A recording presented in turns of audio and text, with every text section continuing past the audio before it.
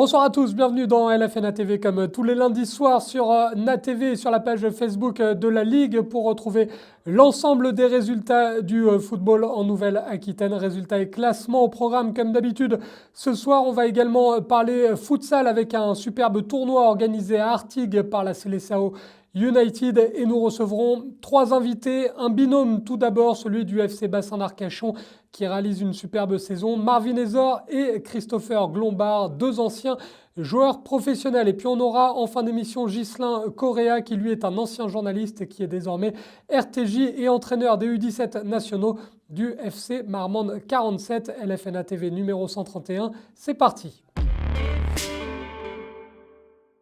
Et on débute cette émission avec la 26e journée de Ligue 2 et l'image qui a marqué tout le monde ce week-end, celle de l'Hondurien Albert Ellis placé dans le coma artificiel samedi soir par les médecins suite à un choc à la tête dans le match entre Bordeaux et Guingamp. Des images impressionnantes qui ont choqué l'ensemble des représentants du football français, à commencer par ses coéquipiers et ses adversaires, que l'on écoute au micro de notre envoyé spécial au Matmut Atlantique, Christophe Monzi. On l'a fait pour lui ce soir et maintenant on va prier pour lui pour que tout aille bien.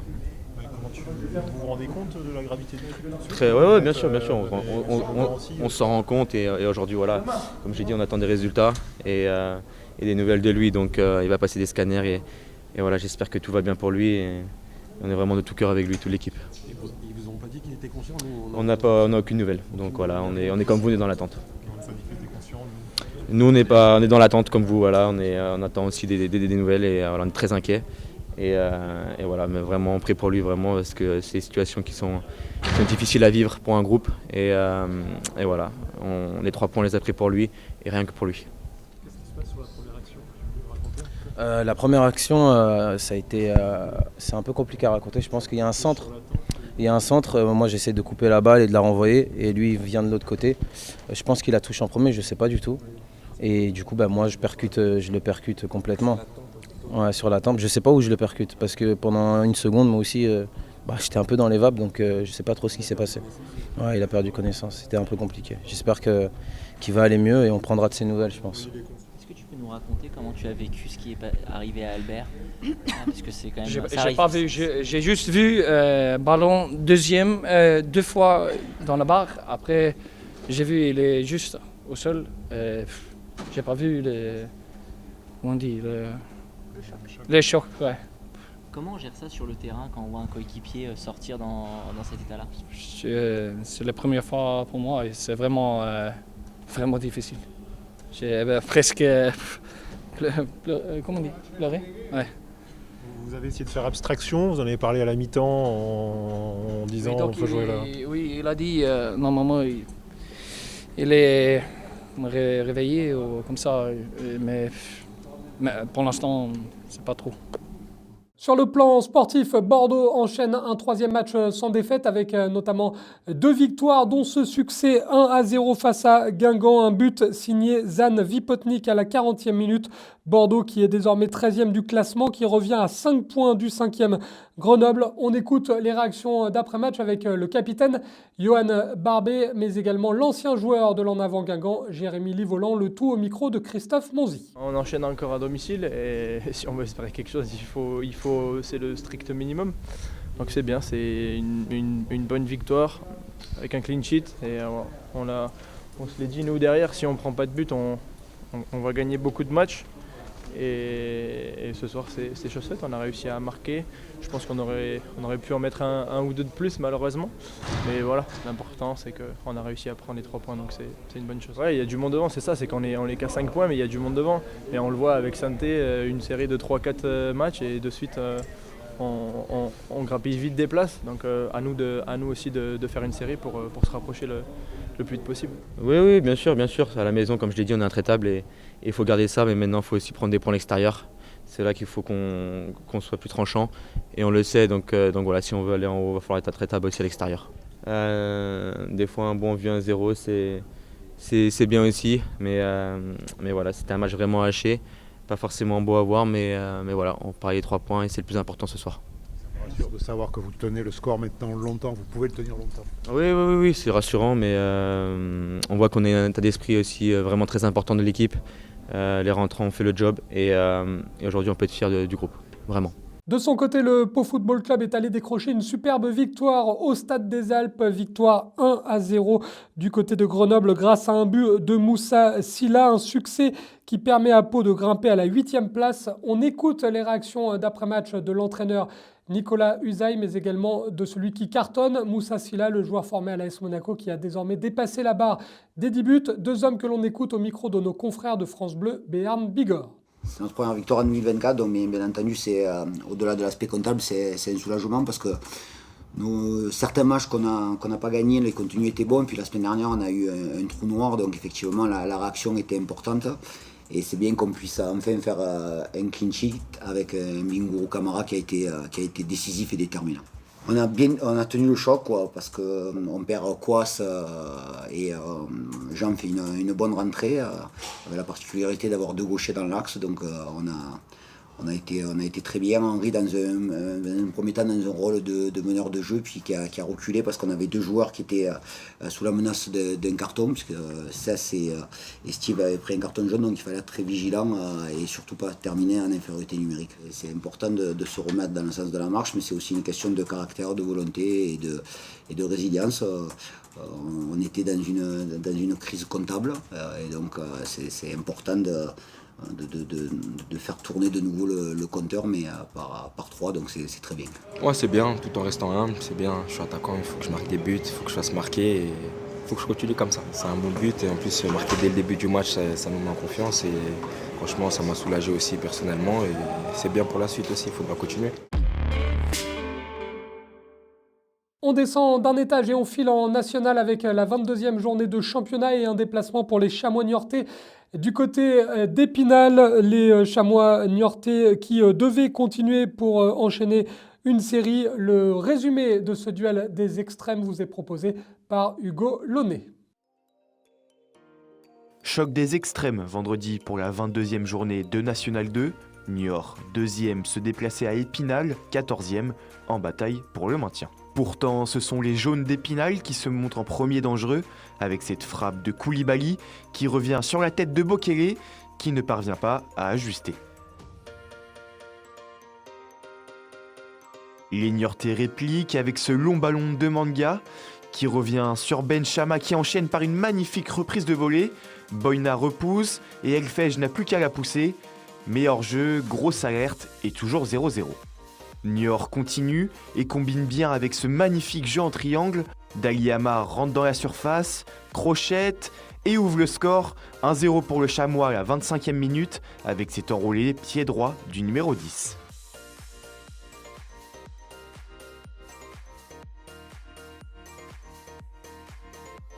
« 1-0, ce n'est pas suffisant. Niort veut breaker avant la mi-temps. Coup franc excentré et la petite combinaison pour le plat du pied de Ben Chama. 2-0 à la 44e. Les joueurs du Chamois s'en vont célébrer avec le staff, avec cette combinaison qui a dû être travaillée à l'entraînement.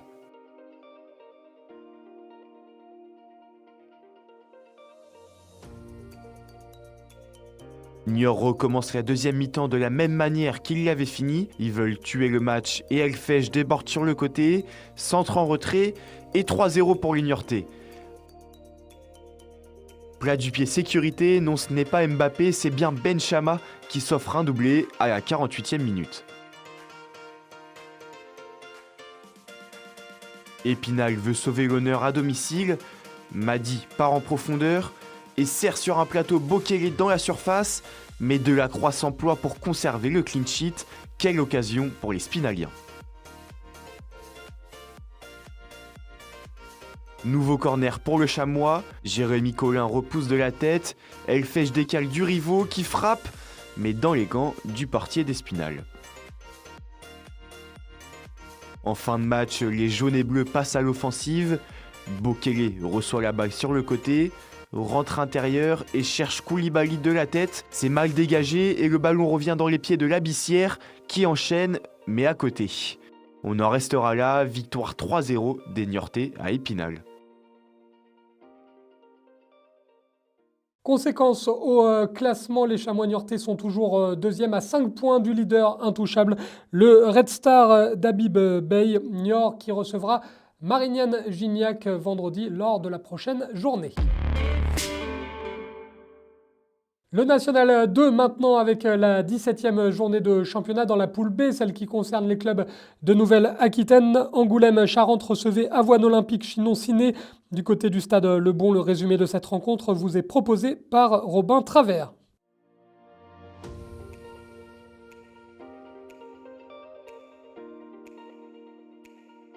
L'Angoulême Charente Football Club recevait ce samedi 24 février l'Avoine Olympique Chinon-Ciné.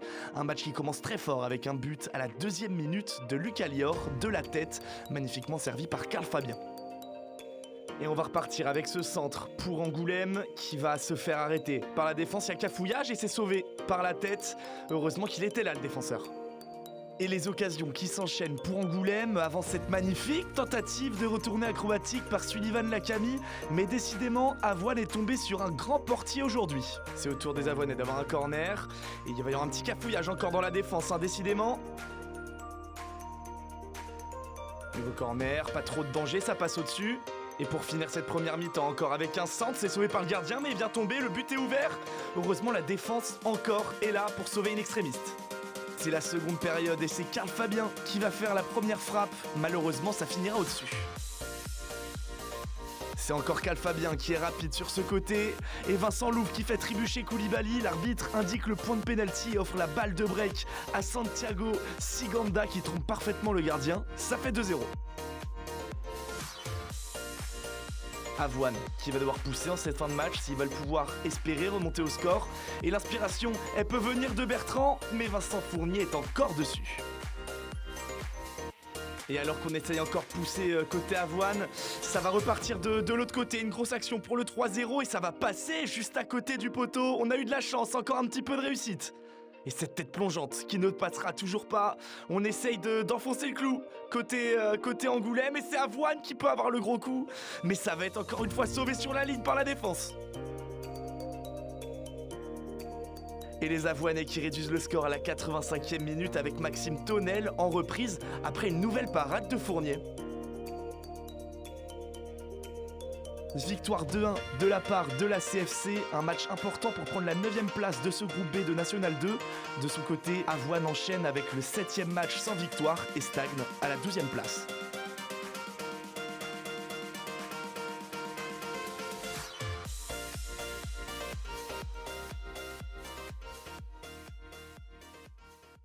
Les autres résultats de cette 17e journée ce week-end avec tout d'abord le match nul concédé par Bergerac-Périgord sur le terrain de la réserve d'Angers.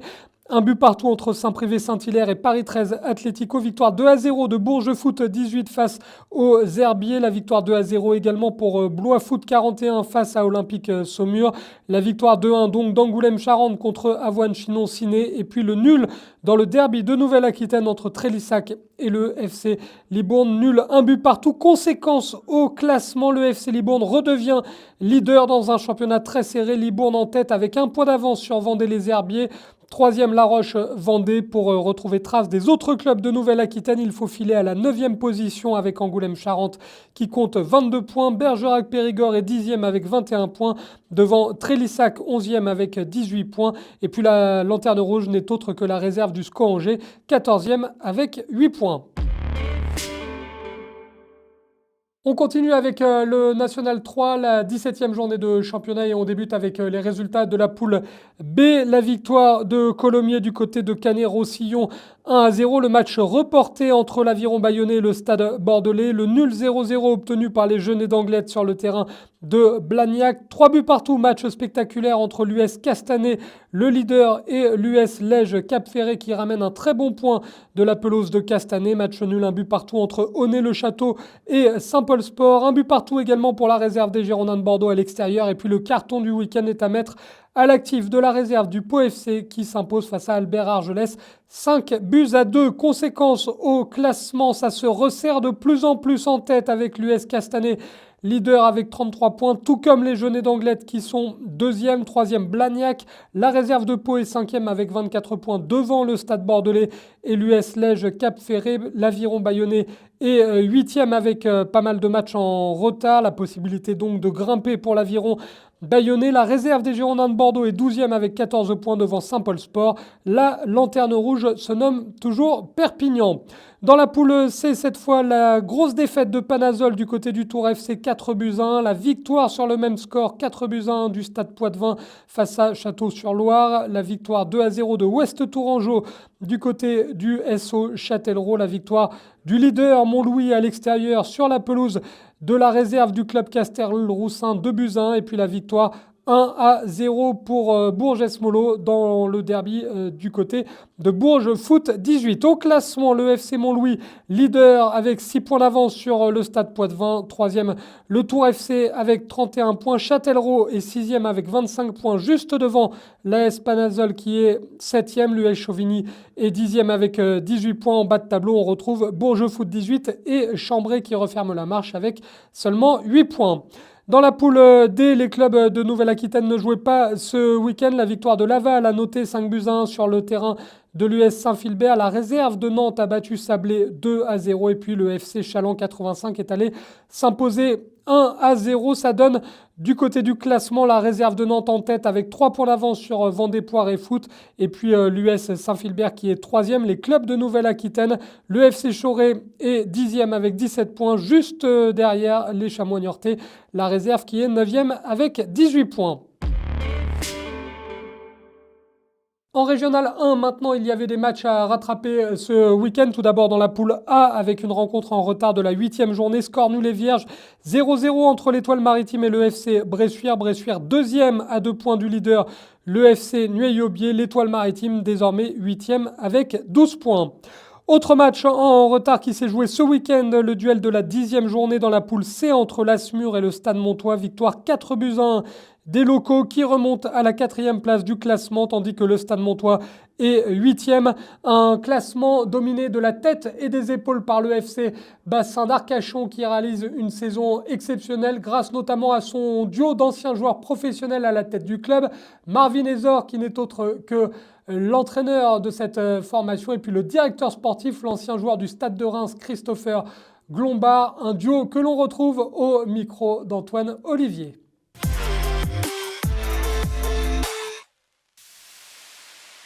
Moi, je vais parler en tant que tacticien, on va dire, vraiment uniquement football. Après, Chris, lui, c'est plus, voilà, c'est lui qui insuffle la politique du club. Mais voilà, c'est un très bon début pour nous sur le plan football, parce que tout ce qu'on a essayé de mettre en œuvre sur ces 2 années précédentes, comme je dis très souvent aux joueurs, c'est aussi un héritage qu'ils peuvent avoir des joueurs qui ont précédé au club et dans le projet. Et du coup, voilà, balistiquement, on est vraiment dans quelque chose qui nous ressemble, sur quelque chose qu'on essaie de mettre en place avec le staff, avec l'organisation, avec Chris en tant que directeur sportif qui s'occupe du recrutement. Et voilà, ça se voit au niveau des résultats. On est plus ou moins satisfait, mais ce qui nous intéresse le plus, c'est toujours le contenu.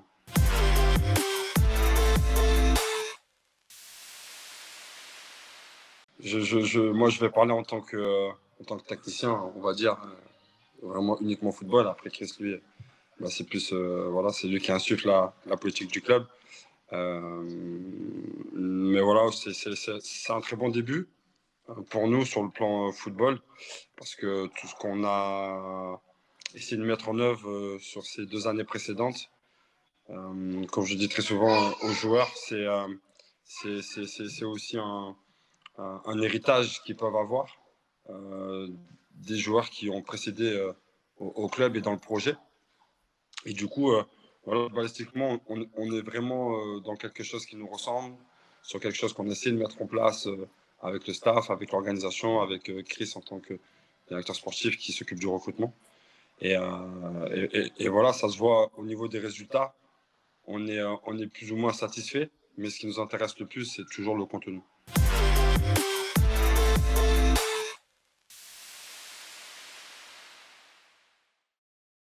Mon rôle, c'était de rebâtir une équipe parce qu'il y a eu 13 départs cet été. Donc, en fait, c'était de prendre des joueurs qui pouvaient compléter les joueurs qui étaient performants et qui est resté cette saison. Donc, c'était de trouver une alchimie. Donc, je suis allé chercher des joueurs, même s'il y avait des joueurs qui nous ont contactés aussi. Mais après, c'était sur plusieurs mois où on avait des discussions, parce qu'il n'y a pas que footballistiquement qu'il faut recruter. Il faut une alchimie au niveau du groupe. Donc, c'est pour ça que le début de saison s'est bien passé et qu'on a débuté très fort dès le début. Parce qu'il y a eu un groupe qui s'est créé rapidement, même s'il y a eu 9 ou 10 arrivés. Donc, ça fait beaucoup dans un groupe. Mais c'était des bonnes personnes. Et il y avait des bonnes personnes qui étaient déjà présentes aussi. Donc, le tout a fait un bon mélange. La mayonnaise l'a pris directement. Et puis voilà.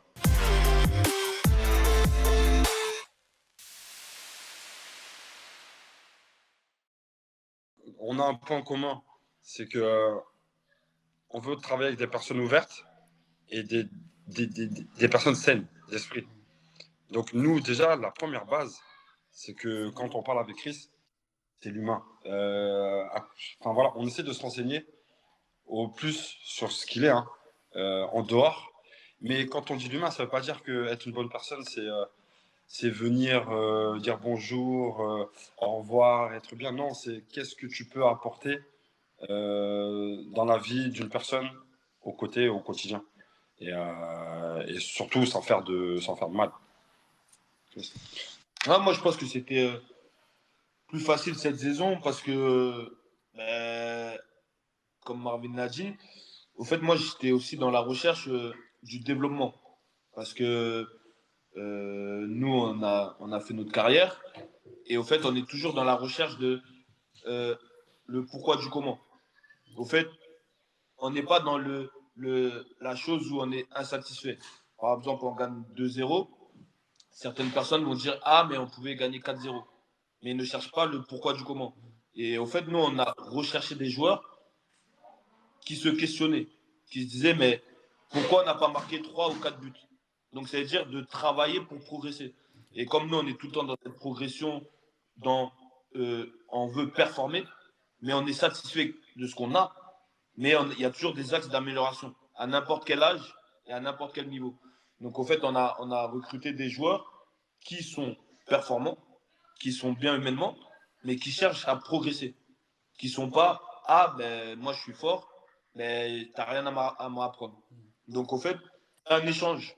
Les joueurs nous apprennent des choses, nous, on apprend des choses à des joueurs, et c'est pour ça que ça a créé un bon groupe directement, et on est dans la performance et dans la progression continuellement.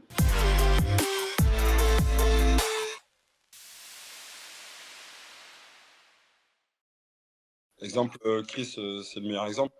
Il est arrivé dans le début du projet. Derrière, il y a eu comme joueurs qui ont apporté du vécu et je pense aussi une structuration au club. Il y a eu Sacha Clémence et Sloan Priva la saison dernière. Alors oui, ils ont eu le statut de joueur professionnel, mais avant tout, ça restait des joueurs impliqués.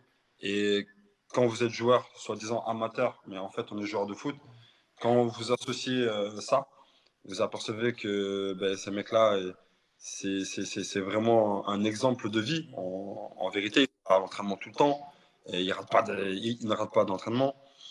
Et tout ça, ce qu'on disait au tout début, c'est un héritage. Et aujourd'hui, ça nous permet aussi d'aller chercher, dans une vision à long terme, des joueurs autour de la région, comme a dit Chris, parce qu'on a aussi une force.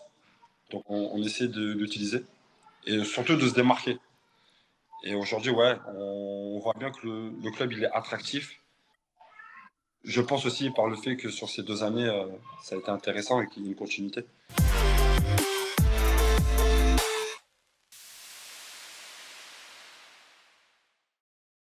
C'est d'autres émotions, c'est d'autres sensations, mais avec autant de plaisir. Donc en fait, c'est autre chose. C'est une autre vision, un autre métier, mais c'est toujours la même passion. Donc c'est toujours le même plaisir pour moi. Je rejoins mes paroles, celles de Chris. J'ajouterais juste que moi, je suis un peu fan d'art et c'est vrai que je n'aurais pas pensé que le métier d'entraîneur, et je pense que Chris aussi, c'est un peu la même chose, c'est cette création. Je pense qu'on est, on est né pour ça, on est né pour créer, et tant que l'on peut le faire, il ne faut pas s'en priver. Et surtout quand on a des personnes à ses côtés pour pouvoir emmener cette création-là, alors let's go. Il faut vraiment profiter de ça. Une opportunité grandiose dans une vie. Ouais. Donc c'est vraiment un total plaisir.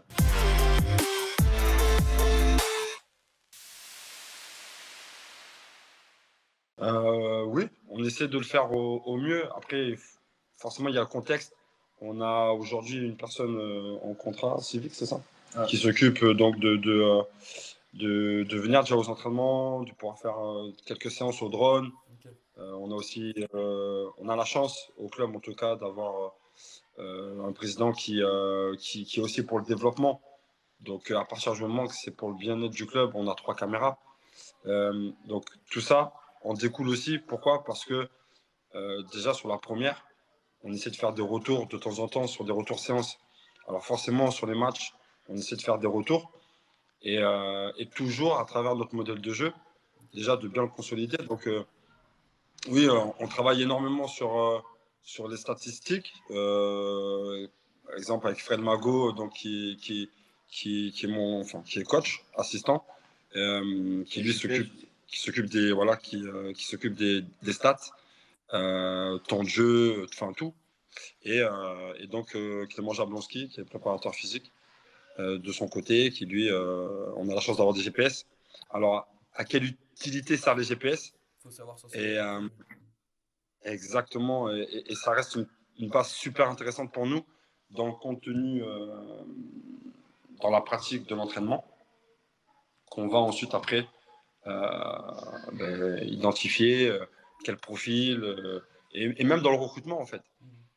Par exemple, nous les GPS, ils nous ont beaucoup servi dans le recrutement début de saison, parce qu'on a mis un modèle de jeu la saison dernière, et on s'est dit voilà quel joueur il nous faut à tel poste, quel rendement il nous faudra sur ces stats. Alors après, ça ne conditionne pas nos choix, mais c'est important. Et puis même sur les gardiens, on a notre méthodologie. Donc on essaie de mettre des choses en place, gentiment. Comme on dit très souvent, c'est un laboratoire, on a la chance, parce qu'on a un peu moins, je dis, un peu moins de pression. Mais dans le football, il y en a toujours. Mais voilà, par notre statut, on a un peu moins de pression parce qu'on réussit plus ou moins à mettre ce que l'on veut. Parce qu'on a la chance d'avoir un président qui nous laisse mettre en place ce que l'on veut mettre aussi.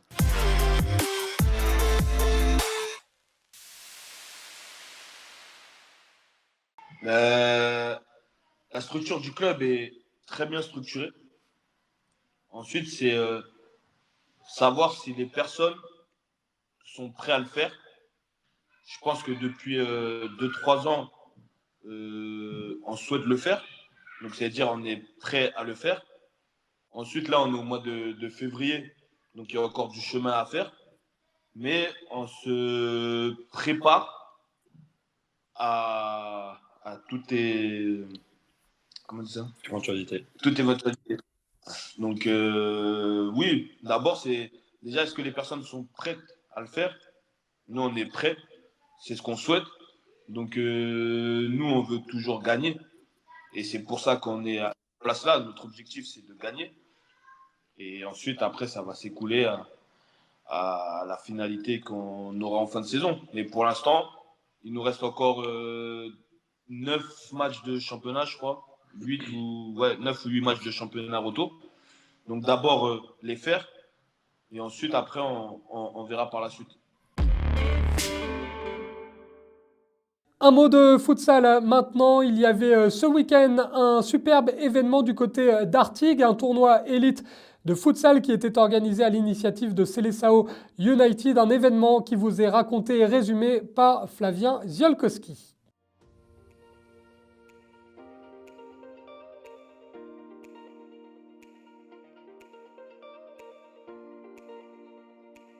Ce week-end, le futsal était à l'honneur en Gironde, à Artigues, près Bordeaux, et le club de la Seleção United a commencé par les jeunes et notamment le challenge national U18 avec donc la Seleção United, Pessac RC Chambéry, Girondins Futsal ou encore Confluent 47 dans le Lot-et-Garonne.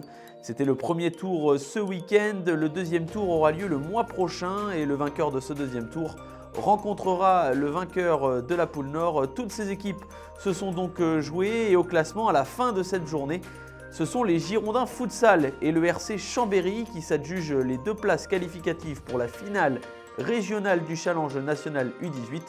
A noter du côté de la poule Nord, l'AS Neuvik Futsal et l'AJ Aulnay Futsal sont également qualifiés pour cette finale. Donc, ensuite, le club d'Artigues près Bordeaux, la Seleção United organisait donc pendant ces 2 jours un tournoi élite avec la réception de clubs comme Arcas, Carcassonne ou encore Montpellier en 2e division.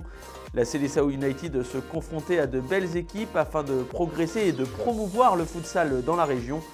200 personnes environ étaient présentes pour cet événement majeur, vous le voyez, la première édition pour ce tournoi élite. On peut saluer le gros travail de Philippe Dantas, le président d'Artigues près Bordeaux, et tout son staff et les bénévoles bien sûr pour accueillir ces équipes. A noter la présence d'arbitres venus du Portugal pour comprendre et s'approprier quelques techniques et même pour les équipes de la région de voir le futsal peut-être différemment. 2 jours riches en émotions donc suite à une chute de gouttière sur le terrain après la tempête Louis samedi. Les matchs du tournoi ont eu lieu exceptionnellement le dimanche au gymnase de Gilbert Lalanne à Senon à quelques kilomètres. La Seleção United a pu se confronter à l'une des meilleures équipes de France, vous le voyez, Montpellier. Et très vite les Héroltais ont pris le dessus grâce à leurs internationaux, ça va vite voire trop vite. Et les Girondins ne parviennent toujours pas à inquiéter Montpellier. Le score est sévère, mais le club de la Seleção United a pu voir également ce qu'était le haut niveau. Montpellier qui remporte logiquement le tournoi élite. Et joint par la rédaction de LFNA TV, Philippe Dantas, le président du club, encourage ce genre d'événement et espère bien que le tournoi perdurera par la suite. Et pour les amateurs de futsal et les supporters, rendez-vous le 27 et le 28 avril prochain pour le même tournoi. Mais avec les féminines cette fois-ci, soyez nombreux.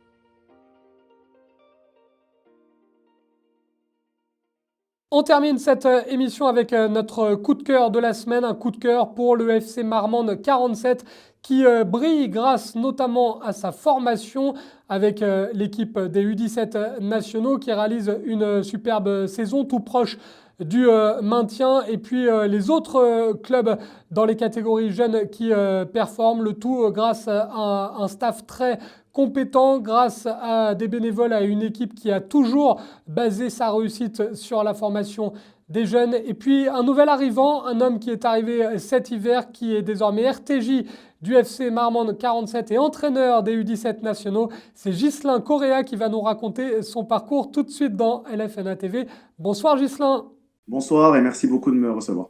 Avec grand plaisir. Alors Ghislain, on va un petit peu évoquer tout d'abord le poste, parce que tout le monde ne connaît pas forcément la fonction de RTJ, coach de U17 nationaux, a priori, pas trop besoin d'expliquer, mais RTJ, responsable technique jeune, en quoi ça consiste exactement ?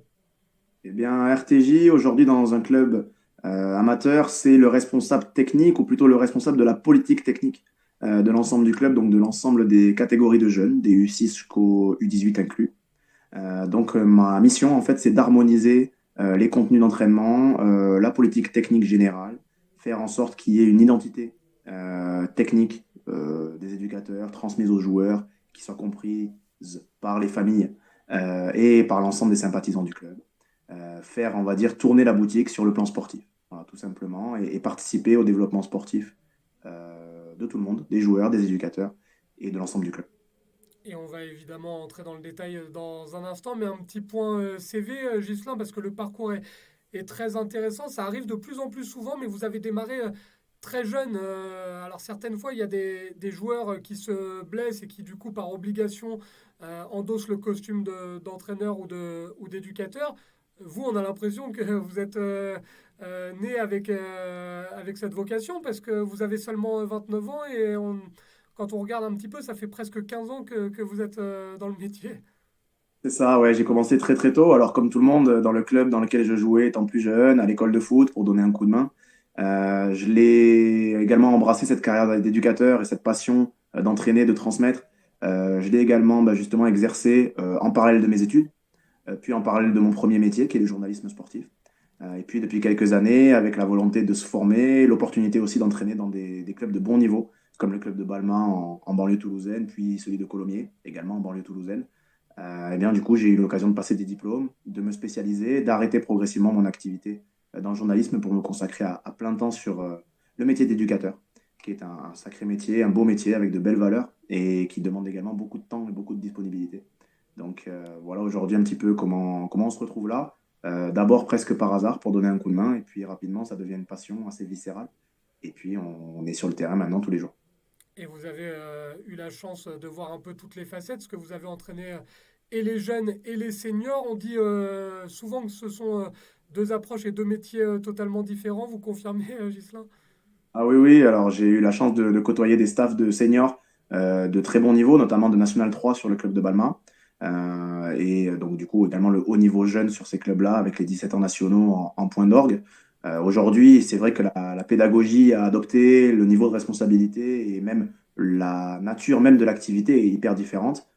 C'est pour ça aussi que je me suis concentré sur les jeunes. C'est ce qui m'a amené à ce métier-là, cette passion-là. C'est aujourd'hui mon centre d'intérêt prioritaire. J'ai pas du tout d'ambition d'aller chez les seniors, mais au contraire d'évoluer au plus haut niveau chez les jeunes. Actuellement, je suis entraîneur principal des 17 ans nationaux, mais également de former une politique technique générale et donc de manager en fait l'ensemble des ressources du football de jeunes, qui aujourd'hui est un football passionnant, dans lequel justement on retrouve beaucoup moins de choses difficiles qui sont en lien avec le professionnalisme aujourd'hui, le rapport à l'argent, le rapport au carriérisme, etc.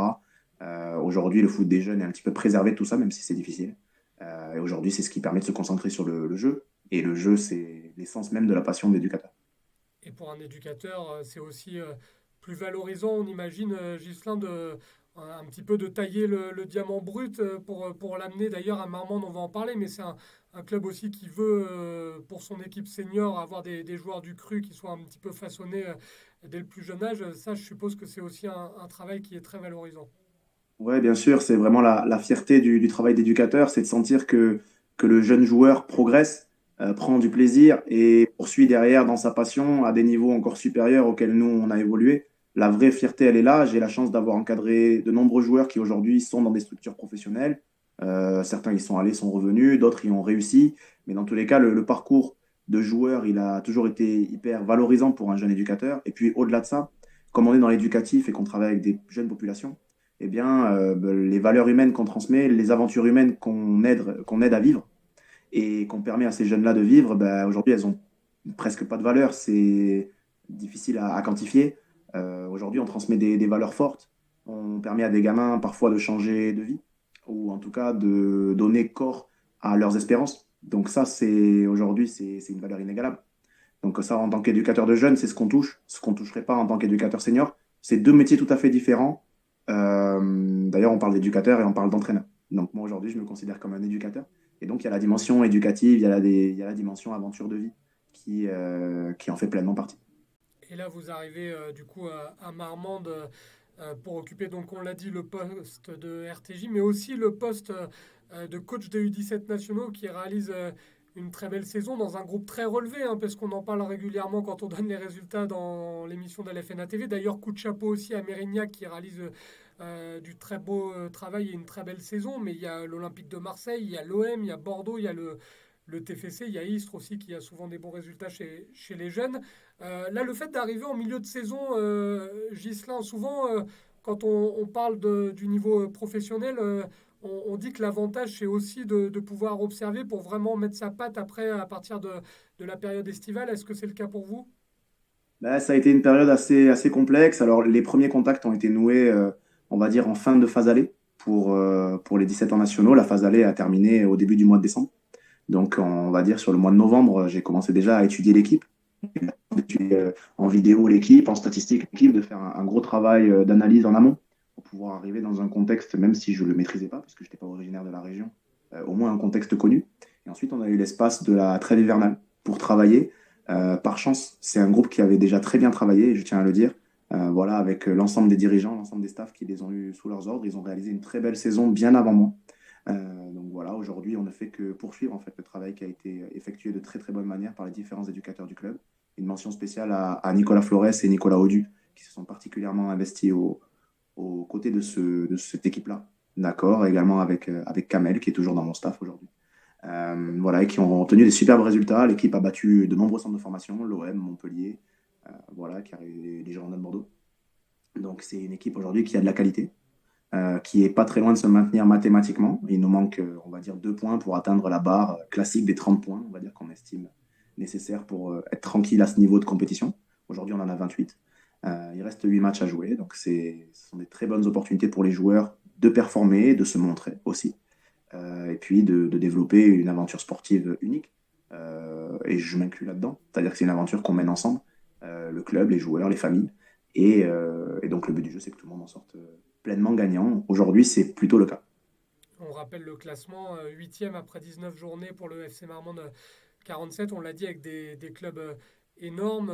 D'ailleurs, ça permet d'apprendre plus vite, de jouer des centres de formation comme celui de l'OM ou des Girondins, Ghislain. On apprend toujours plus quand le niveau de compétition est plus élevé, et surtout, on n'a pas le choix. C'est-à-dire qu'il faut apprendre vite pour être performant vite, parce que la moindre erreur se paye à plus haut niveau, parce que les erreurs, on va dire, de jeunesse ou d'inexpérience se payent.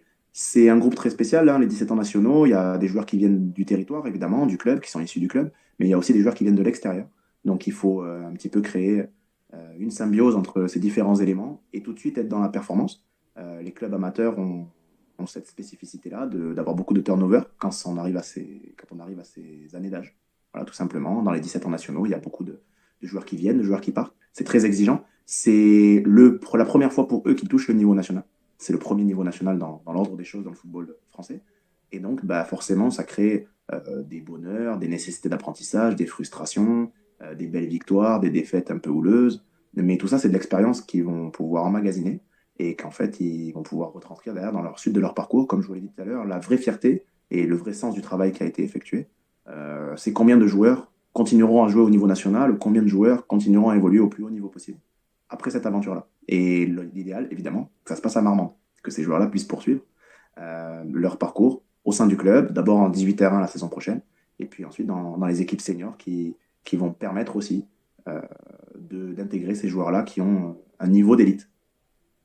Vous l'avez dit tout à l'heure, Ghislain, vous avez tout observé au niveau des datas, comme on dit maintenant, avant de prendre vos fonctions. J'ai regardé aussi, de toute façon, on évoque les résultats régulièrement, mais au niveau offensif, c'est plutôt pas mal. En revanche, niveau défensif, il y a 34 buts encaissés, c'est la 11e défense du championnat alors que vous êtes 8e. C'est peut-être là le point d'amélioration là, dans cette fin de saison? Oui, et pour être du coup plus précis sur ces chiffres-là, sur tous ces buts-là, il faut savoir qu'il y en a 70% qui sont issus des phases arrêtées. Donc il y a 70% de buts concédés qui sont issus des phases arrêtées. Et du coup, si on enlève, alors évidemment ça marche pas comme ça, mais si on enlève les buts encaissés sur penalty, sur coup franc direct ou indirect, sur corner, en fait on se retrouverait avec la 2e meilleure défense du championnat. Donc la priorité, c'est cette gestion-là des phases arrêtées qui trouve sa source et son explication aussi dans beaucoup de choses. Hein. C'est une équipe qui a eu pas mal de remous. C'est le 3e coach, d'accord, depuis le début de saison. Donc forcément, peut-être manque un peu de repères, manque un peu de rigueur. Et à ce niveau-là, comme je vous l'ai dit, ça se paye cash. Donc il faut les comprendre. Et puis maintenant, c'est travailler pour corriger un petit peu ces choses-là. Mais il y a un vrai potentiel offensif. Ça, c'est une certitude. On a d'ailleurs un des attaquants du groupe qui a déjà signé au Racing Club de Lens, qui a rejoint le RC Lens à la trêve hivernale. Donc il ne finira pas l'année avec nous. D'autres joueurs ont des sollicitations, y compris des joueurs sur le plan défensif. Donc c'est qu'il y a des bonnes individualités. Maintenant, il reste à mettre en place et en pratique ce qu'on travaille la semaine. On a la chance d'être dans un superbe cadre de travail avec une très belle installation, 4 séances semaine, l'apport de la section sportive du lycée Val-de-Garonne à Marmande qui nous permet de travailler dans des conditions optimales. Et donc, naturellement, la progression va se faire. En tout cas, je suis très confiant et les joueurs aussi. Le fameux détail qu'on apprend à cette période-là, hein, dans la carrière d'un jeune footballeur, ça joue souvent sur des détails, les matchs de plus haut niveau. Et c'est vrai que on vous souhaite d'arriver à gommer cela. L'avantage, quand on regarde aussi cette équipe du FC Marmande 47 dans toutes les catégories d'âge, c'est que vous avez un super terreau, Ghislain, parce que les U16 sont 2e, les U14 sont 2e, il y a quand même des résultats chez les jeunes très très positifs. Donc pour vous, c'est une pépinière, on suppose, qui doit vous satisfaire. Bien sûr, parce que déjà, on est à la tête d'un club. C'est-à-dire qu'il est hors de question que les 17 ans nationaux fonctionnent comme un club dans le club. Aujourd'hui, les 17 ans nationaux, ils doivent juste être en fait la conséquence de l'excellent travail qui est réalisé en amont, pardon. Donc, l'objectif, c'est juste en fait de maintenir le niveau d'élite, qu'il soit régional ou national, dans toutes les catégories du club, être le plus performant possible, mais au-delà des résultats, aussi dégager une vraie attitude, une vraie identité, que les gens qui viennent voir Marmande, quelle que soit l'année, se disent bah ouais, j'ai passé un bon moment parce que j'ai vu des joueurs qui jouent au football, qui respectent les règles et qui aiment ce qu'ils font et qui le font bien. Donc ça, c'est la vraie volonté aujourd'hui du club. C'est dans ce cadre-là que je suis venu embrasser ces missions de RTJ en parallèle de la mission de coach. C'est pour en fait être à la tête de ce projet-là technique et donc permettre à l'ensemble des générations en fait d'être performantes. Aujourd'hui, notre génération U16 est performante, notre génération U14 est performante, notre génération U15 manque de résultats, mais elle a pourtant des joueurs de qualité et donc quelque chose qui nous donne aussi de l'espoir sur la suite avec un recrutement qui va être forcément ciblé. Et puis l'année prochaine, il y aura la création de cette équipe U18 terrain où le but du jeu, en fait, c'est juste de faire de la continuité et permettre à l'ensemble des joueurs qui jouent à Marmande de jouer au plus haut niveau possible tout le temps, d'être performants tout le temps et en plus de ça, de dégager une image ultra positive de notre club et du football dans la région. Donc création d'une équipe U18, ça c'est aussi l'information qu'on devait donner dans cette émission, mais c'est vrai que ça va amener une cohérence et on suppose que maintenant le maître mot c'est la stabilité aussi.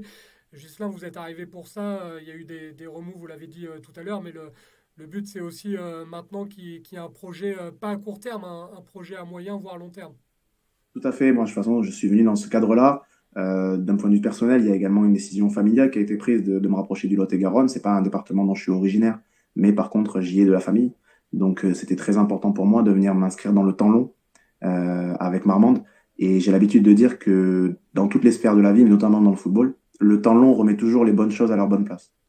Donc, si le temps long remet toujours les choses à la place, eh ben, forcément, si on travaille bien, dans le temps long, on sera à notre place. Et notre place aujourd'hui, on estime que ça doit être une locomotive du football dans le Lot-et-Garonne, voilà, être déjà une référence dans le football local. Et puis, au-delà de ça, à l'échelle de la Ligue Aquitaine, être une place forte du football des jeunes pour permettre justement à l'ensemble des jeunes de performer et que tout le monde puisse se dire bah, aujourd'hui, je sais où est Marmande sur la carte, parce que quand on ne parle pas football, c'est pas toujours évident. Donc voilà, on veut placer un petit peu le club sur la carte du foot de jeunes à l'échelle nationale, régionale, nationale, voilà, et exister tout simplement et surtout être dans la stabilité, dans l'unité. Le vrai mot d'ordre, lorsque j'ai pris mes fonctions avec l'ensemble des éducateurs, c'est l'unité, c'est l'union, c'est avancer dans le même sens pour un même club, un même blason, un même logo, et puis voilà, donner 100% de l'énergie disponible pour que le club, qui a un potentiel immense, qui est dirigé par de sacrées belles personnes, Bertrand Tunica et Yazid Balali, qui sont les coprésidents, voilà, qui sont aujourd'hui capables de se démener pour faire grandir ce club-là. Ben, aujourd'hui, ce club-là, il a un potentiel énorme. Et c'est à nous, les éducateurs, moi, le responsable technique, mais aussi tous les autres éducateurs, de faire grandir ce projet et de permettre à Marmande d'aller là où il doit aller, c'est-à-dire le plus haut possible. Et c'est tout ce qu'on vous souhaite évidemment, Ghislain, en rappelant évidemment que le Lot-et-Garonne n'est pas qu'une terre de rugby et qu'il y a un paquet de joueurs talentueux sur les terrains de football. Évidemment, le porte-drapeau ces derniers temps, ça a été un petit peu Aymeric Laporte, formé au SU Agen et qui a choisi malheureusement la sélection espagnole, mais qui, quoi qu'il arrive, vient du Lot-et-Garonne. En tout cas, encore bravo. On en profite aussi pour féliciter une nouvelle fois Mérignac, parce que Marmande et Mérignac font briller la Nouvelle-Aquitaine dans ce championnat U17 national, et ça doit aussi vous inspirer, Ghislain, forcément, leur bon parcours. Bien sûr, c'est aujourd'hui un club qui est justement une place forte du football de jeunes. Dimanche dernier avait eu le match Marmande en 17 NAS, donc c'est le dernier match qu'on a joué, le score était 1-1. Donc ça veut dire aussi que les projets et les équipes sont assez proches. On a eu la chance cette année à l'échelle de l'équipe de prendre 4 points sur 6 contre cette très très belle équipe de Mérignac qui, je pense, va finir dans le top 5 du championnat national. C'est une très très belle équipe, très bien encadrée, avec un jeune entraîneur dynamique, un très bon projet. Donc aujourd'hui, pour nous, un club comme Mérignac, c'est un club voilà, avec lequel on s'entend tout à fait bien, qui fait rayonner le football aquitain. Et donc l'idée, c'est que les gens puissent être fiers de Mérignac, que les gens puissent être fiers de Marmande. Et les gens qui ont assisté, je pense, au match Marmande-Mérignac de dimanche dernier, ils ont vu un vrai match de 17 ans nationaux, avec de l'intensité, avec des magnifiques buts, du spectacle. Et peut-être qu'à un moment donné, les gens, et je les encourage aussi, ceux qui ont peut-être marre d'aller dans des matchs de seniors, qui sont un petit peu moins intéressants, ou pour qui c'est plus difficile, ou moins accessible, bah, venez voir les matchs de jeunes parce que vous allez vous régaler. Et allez voir rapidement Marmande pour fêter le maintien avec Ghislain, ses joueurs et son staff. Ça On l'espère. ça sera on espère au prochain match. Au prochain match, 3 points et ça sera dans la poche. En tout cas, bravo à tout le monde du côté du FC Marmande 47. Avant de se quitter, Ghislain, vous l'avez dit tout à l'heure, la dernière question, il y a plus de requins chez les journalistes sportifs ou dans le football? Pouah. Question très très difficile. Très très difficile, mais je pense que malheureusement pour les jeunes footballeurs, il y en a plus dans le foot. Voilà, aujourd'hui, il y a beaucoup de jeunes joueurs qui sont approchés ou beaucoup de familles qui sont approchées par des gens avec des intentions parfois mauvaises. Le journalisme n'est vraiment pas le métier exemplaire en termes d'éthique. Voilà, par chance, j'ai côtoyé beaucoup de gens avec une très belle éthique, mais je côtoie aussi des gens avec une belle éthique dans le football. Malheureusement, les gens aujourd'hui qui ont une mauvaise éthique dans le foot, et notamment dans le foot de jeunes, ils font plus de dégâts. C'est ça surtout qui est dangereux. Donc, mon vrai message, c'est soyez vigilants. Toutes les professions sont encadrées. Agents, recruteurs, éducateurs. Aujourd'hui, ne laissez pas des gens qui ont envie de faire n'importe quoi avec vos enfants, justement, le loisir de le faire. Il y a des gens sérieux, il y a des gens respectables, et ils sont faciles à repérer. Il suffit d'échanger, il suffit de se renseigner, et il suffit de revenir vers les gens de confiance que vous avez au sein de vos clubs, et vous allez voir que rapidement, ces personnes-là qui se servent du football aujourd'hui pour être néfastes aux enfants, ces personnes-là, aujourd'hui, elles vont progressivement disparaître si on est tous vigilants. Donc c'est la mission de l'ensemble des clubs, l'ensemble des familles. Soyons vigilants. Chaque club son projet, chaque personne son projet. Mais attention aux gens qui vendent du rêve, parce que le rêve, ça ne dure pas longtemps. Et c'est un message très important. C'était parfait de conclure là-dessus. Merci beaucoup, Ghislain, pour ce temps que vous nous avez accordé. Évidemment, on vous souhaite le maintien le plus rapidement possible et surtout beaucoup de réussite dans ce nouveau projet qui s'annonce passionnant. Merci à vous, merci beaucoup pour l'invitation. Et puis j'espère que les gens qui ont écouté ont pris du plaisir et viendront voir le FC Marmande. C'était Ghislain Correa, l'entraîneur des U17 nationaux du FC Marmande 47, mais également le responsable technique jeune de cette formation à qui l'on passe un petit coucou et on remercie encore l'ensemble du club de nous avoir accordé cette interview. Ce numéro 131 de LFNA TV est désormais terminé. J'espère que vous avez eu plaisir à nous regarder. Je remercie à l'édition Flavien Giolkowski, de même que Christophe Monzi, Robin Travers, Hugo Launay et Antoine Olivier. Merci à vous pour votre fidélité. Vous n'hésitez pas à partager et à commenter cette émission comme vous le faites d'habitude. On se retrouve lundi prochain à la même heure. D'ici là, n'oubliez pas, le football, qu'il soit professionnel ou amateur, ça reste un jeu.